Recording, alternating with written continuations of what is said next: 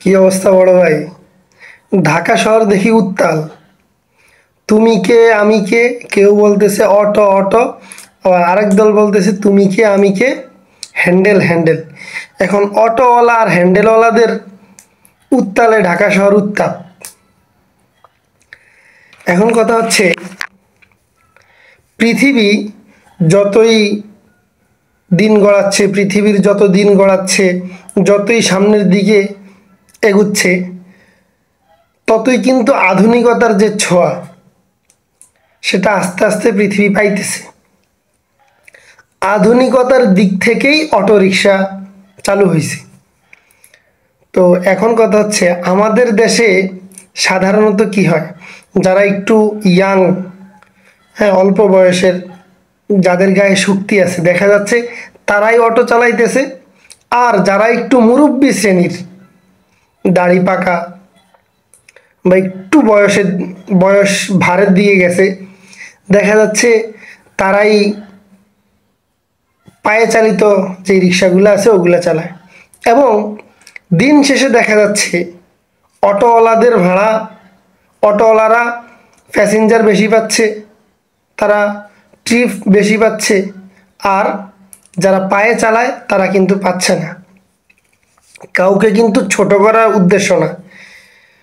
আমাদের দেশে এখন এইটাও তো চিন্তা করতে হবে যে আমি যদি এক গন্তব্য থেকে আরেক গন্তব্যে যাইতে চাই, আমি যত দ্রুত যাইতে পারবো তত আমার জন্য সুবিধা। এইটা যেমন একটা বিষয়।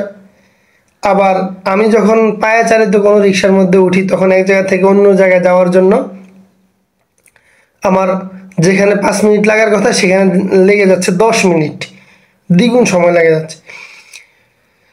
সব কিছু বিবেচনা করে একটা জিনিস, মানবতার দিক থেকে, যে সবাই যাতে সমানভাবে চলতে পারে, হয়তো সবাইকে অটোরিকশার আওতাভুক্ত করা হোক, আর না হয় সবাইকে পায়ে চালিত রিক্সার অন্তর্ভুক্ত করা হোক।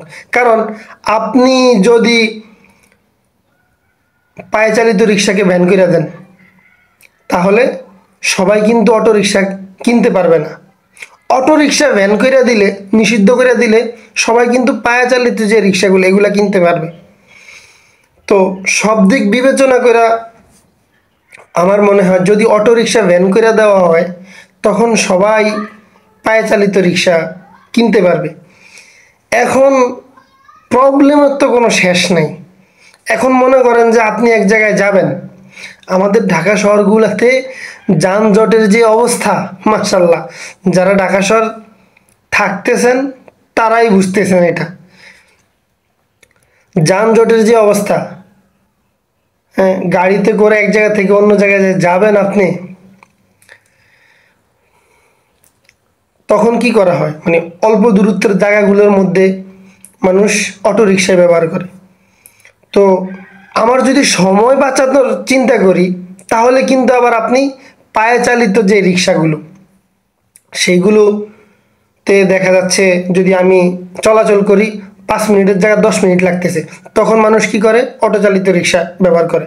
তো এখন যদি আমরা এই অটো রিক্সাগুলোকে নিষিদ্ধ করে দেওয়া হয় এবং সবাই যদি পায়ে চালাতে যে রিক্সাগুলো ওইগুলো ব্যবহার করে, তখন আমরা যারা এক জায়গা থেকে অন্য জায়গায় যাব, তখন আমরা বাসা থেকে বের হইতে অন্তত আরও 10 মিনিট সময় হাতে নিয়ে তারপরে বের হইতে হবে। যাই হোক, সব দিক বিবেচনা করে মনে হয়, মানে এটা আমার ধারণা, যে পায়ে চালিত রিক্সা থাকলেই মনে হয় ভালো হয়। এবং মানে যারা বিজ্ঞ লোক আছেন, তারা যদি মনে করেন যে অটোরিকশা ভালো, অটোরিকশা, কারণ অটোরিকশা হইলে আমার লাগেও ভালো, আপনার জন্য ভালো, সময় কম লাগতেছে। সব দিক যারা বুদ্ধিজীবী আছেন তারাই বিবেচনা করেন।